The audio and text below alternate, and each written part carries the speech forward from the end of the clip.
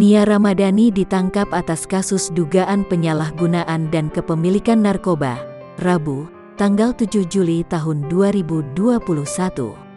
Nia Ramadhani dan sang suami, Ardi Bakri, serta sopir mereka berinisial ZN telah resmi ditetapkan sebagai tersangka. Jessica Iskandar mengungkap kesedihannya saat mengetahui berita penangkapan Nia Ramadhani. Perempuan yang karib disapa Jedar ini mengaku, sama sekali tidak menduga sahabatnya terjerumus dalam lingkaran narkoba. Aku pribadi sangat sedih, semoga Nia dan Mas Ardi dan juga keluarga mendapatkan jalan terbaik untuk semuanya.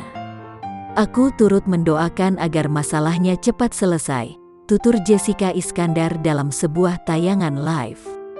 Tagar kuat, tulis Jessica Iskandar dalam Instagram miliknya.